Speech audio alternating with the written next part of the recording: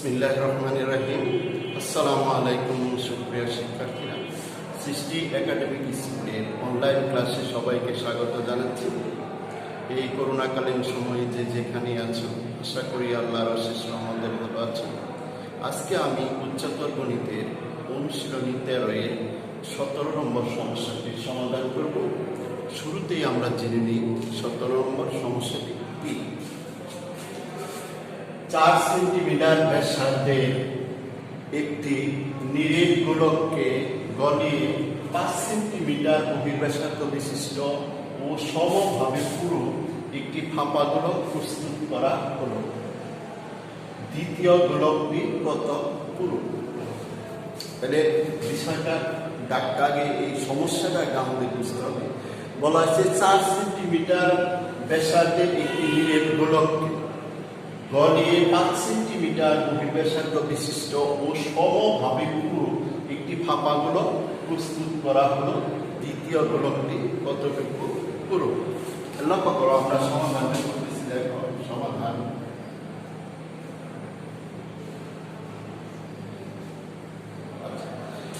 আমাদের বহির্ব্যাসার্ধ এবং অন্তঃব্যাসার্ধটা আসলে জানতে হবে যে বহির্ব্যাসার্ধটা কি এবং অন্তঃব্যাসার্ধটা কি। লক্ষ্য করো, যেরকম এরকম একটা ঠিক নিরেট গোলক ছিল, দেখো এরকম একটা নিরেট গোলক ছিল। এই নিরেট গোলকটাকে গলিয়ে আমরা এই যে নিরেট গোলকটা ছিল এটার ব্যাসার্ধ ছিল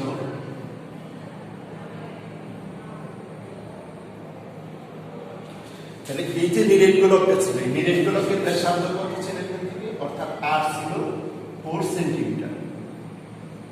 এই নিরেট গোলকের ব্যাসার্ধ, এই নিরেট গোলকটাকে গলিয়ে আমরা 5 সেন্টিমিটার বহির্ব্যাসার্ধ বিশিষ্ট একটি ফাঁপা গোলক প্রস্তুত করলাম। যে এইটা হচ্ছে একটা ফাঁপা গোলক।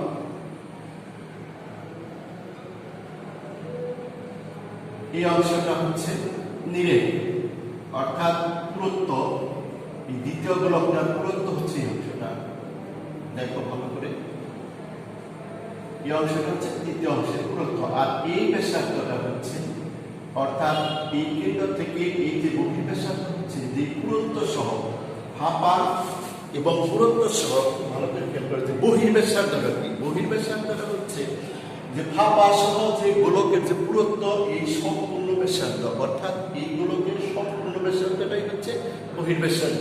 এই ফাঁপা অংশ প্লাস গোলকের যে পুরুত্বটা, এই দুইটা মিলাই হচ্ছে বহির্ব্যাসার্ধ। তাহলে লক্ষ্য করো, এটা বহির্ব্যাসার্ধ, অর্থাৎ এইটার ব্যাসার্ধ হচ্ছে আর ইজ ইকুয়াল টু 5 সেন্টিমিটার। তাহলে এইটা হচ্ছে সেই ফাঁপা গোলক আর এইটা হচ্ছে নিরেট গোলক। খুব ভালো করে মনে রাখতে হবে যে এই যে নিরেট গোলকটা, সেই নিরেট গোলকে যে পরিমাণ লোহা আছে সেই পরিমাণ লোহা কিন্তু এই গোলকও আছে। এখানে লোহার যে আয়তন আর এখানে যে লোহার আয়তন, দুইটা আয়তনই কিন্তু সমান। তাহলে এবার লক্ষ্য করো, বলা আছে নিরেট গোলকের ব্যাসার্ধ কত? 4 সেন্টিমিটার। তাহলে কি দেওয়া আছে?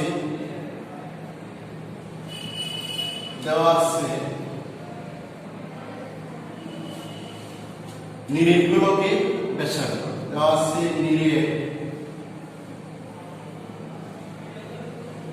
গোলকের ব্যাসার্ধ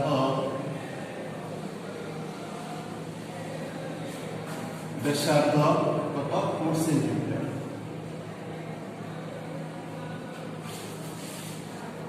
তাহলে নিরেট গোলকের ব্যাসার্ধ আছে 4 সেন্টিমিটার, আর এই যে ফাঁপা গোলকটা আছে, ফাঁপা গোলকের বহির্ব্যাসার্ধ, তাহলে ফাঁপা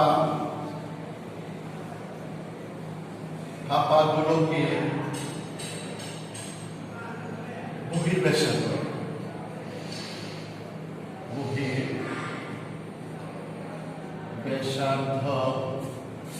তাহলে ফাঁপা গোলকের বহির্ব্যাসার্ধ আছে কত centimetre? 5 centimetre, is equal two 5 centimetre. আমাদের বের করতে বলছে যে দ্বিতীয় গোলকের পুরুত্ব।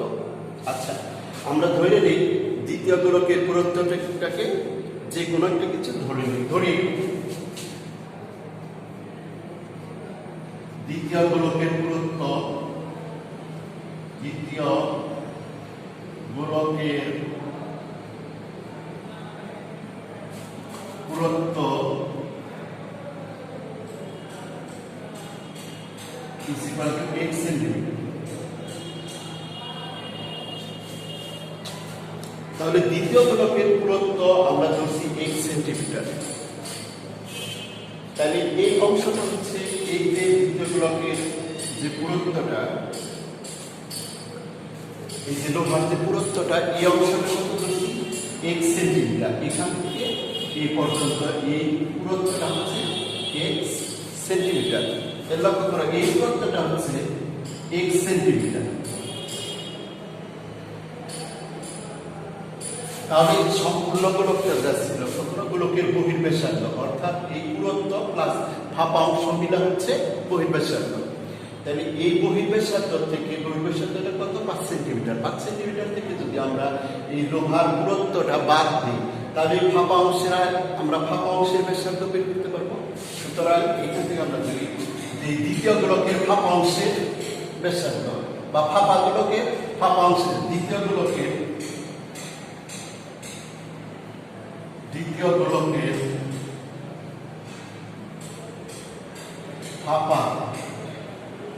ফাঁপা অংশের ব্যাসার্ধ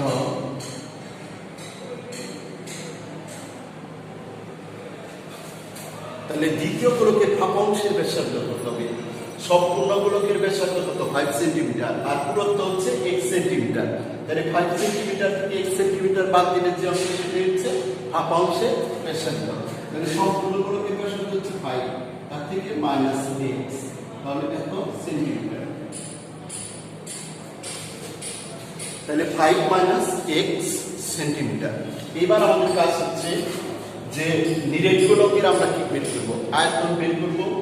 তারপরে যে ফাঁপা গোলকের বহির্ব্যাসার্ধ দেওয়া আছে 5 সেন্টিমিটার ব্যাসার্ধ বিশিষ্ট গোলকের আয়তন বের করব এবং ফাঁপা অংশের আয়তন বের করব। এখানে যে পরিমাণ লোহা আছে এখানেও সেই পরিমাণ লোহা আছে। লক্ষ্য করো, তাহলে এই যে নিরেট গোলকের আয়তনটা আমরা বের করব। নিরেট গোলকের আয়তন বের করব, এই সম্পূর্ণ গোলকের আয়তন বের করব, ফাঁপা অংশ সম্পূর্ণ গোলকের আয়তন বের করব। আর হচ্ছে যে ফাঁপা অংশ আছে এই ফাঁপা অংশের আয়তন বের করব। তাহলে এই যে সম্পূর্ণ গোলকটা আছে এই সম্পূর্ণ গোলকের আয়তন থেকে যদি আমরা ফাঁপা অংশের আয়তনটা বাদ দিই তাহলে কি এই গোলকের লোহার আয়তন পাবো আমরা। তাহলে এই গোলকের যে পরিমাণ লোহা আছে এই গোলকের লোহার আয়তন আর এই যে নিরেট গোলকের লোহার আয়তন সমান, কারণ এই পরিমাণ লোহা দ্বারা এটা প্রস্তুত করা হয়েছে। এবার দেখো যে 4 সেন্টিমিটার ব্যাসার্ধ বিশিষ্ট আমরা এবার উপরের অংশটা বুঝতে দিচ্ছি। দেখো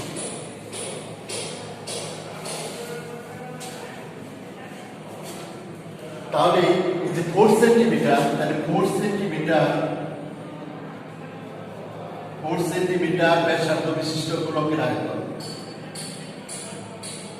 ব্যাসার্ধ বিশিষ্ট গোলকের আয়তন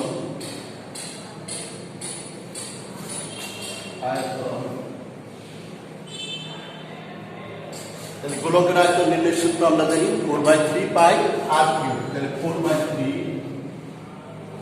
পাই r কিউব। আর এখানে কি ব্যাসার্ধটা, ব্যাসার্ধ কিউব এখানে হচ্ছে আমরা বলছি 4 সেন্টিমিটার ব্যাসার্ধ, তাহলে 4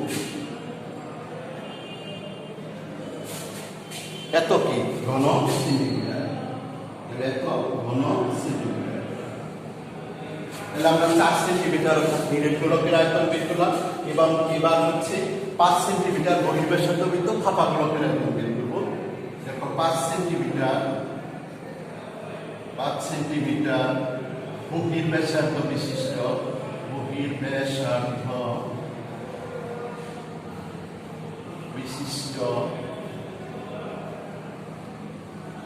ফাঁপা গোলকের আয়তন, ফাঁপা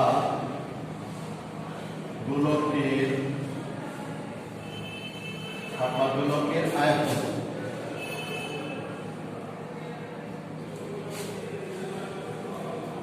ফাঁপা গোলকের আয়তন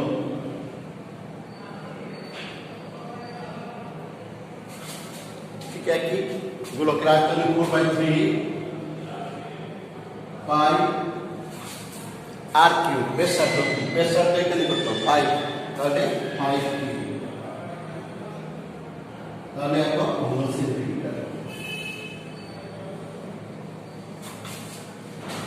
তাহলে আমরা পেলাম 4 সেন্টিমিটার ব্যাসার্ধ বিশিষ্ট গোলকের আয়তন, 5 সেন্টিমিটার ব্যাসার্ধ বিশিষ্ট ফাঁপা গোলকের আয়তন, এবং এবার হলো 5 মাইনাস 8 সেন্টিমিটার ব্যাসার্ধ বিশিষ্ট অর্থাৎ গোলকের ফাঁপা অংশের আয়তনটা আমরা বের করবো। এরপরে দেখো আমরা উপরে চলে যাচ্ছি, দেখো তাহলে 5 মাইনাস 8 সেন্টিমিটার ব্যাসার্ধ বিশিষ্ট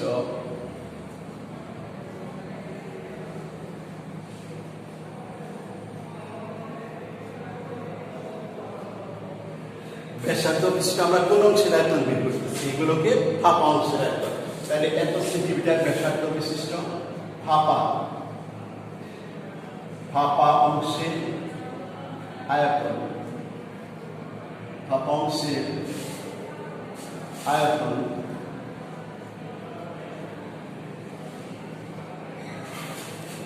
ফাঁপা অংশের আয়তন, তাহলে একই সূত্র 4/3 পাই ব্যাসার্ধ কিউব, এখানে ব্যাসার্ধ 5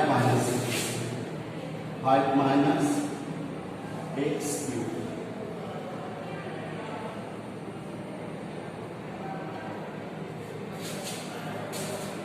এত ঘন সেন্টিমিটার। 4/3 আয়তন is equal to 4/3 pi 5 minus x cube, এত হচ্ছে ঘন সেন্টিমিটার। তাহলে এত ঘন সেন্টিমিটার। এবার দেখো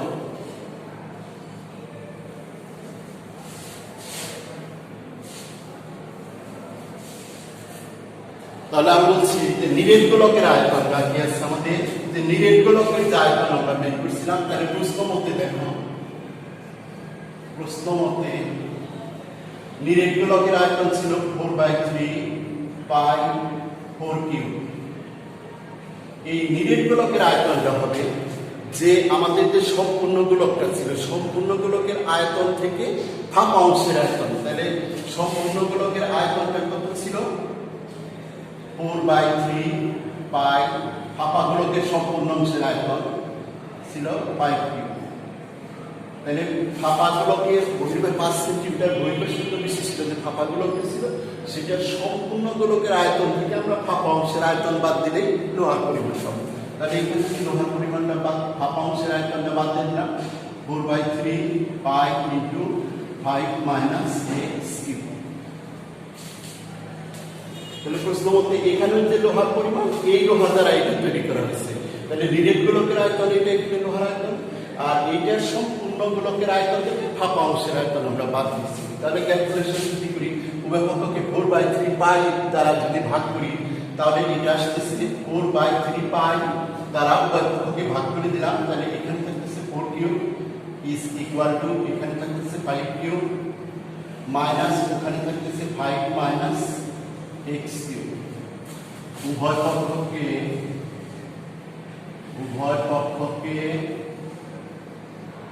4/3 পাই দ্বারা ভাগ করে,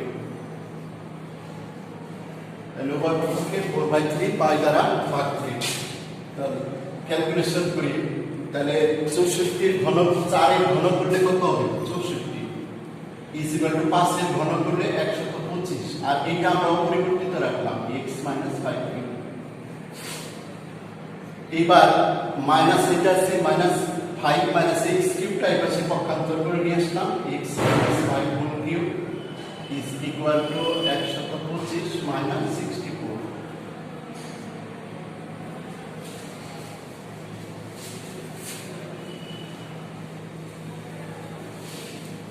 তাহলে আমরা বের করতেছি, দেখো তাহলে 5 minus x whole cube is equal to 61।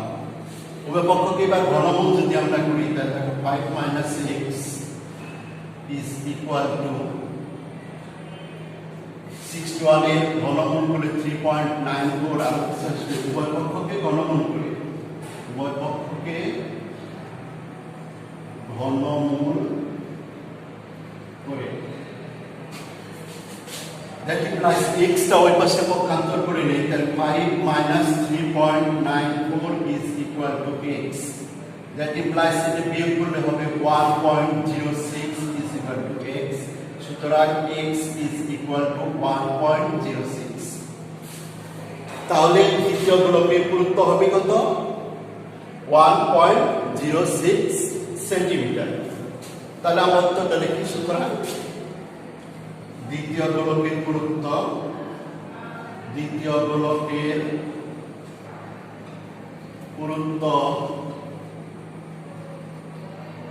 1.06 centimetre.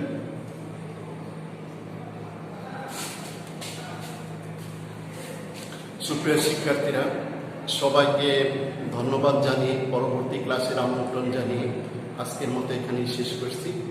আসসালামু আলাইকুম।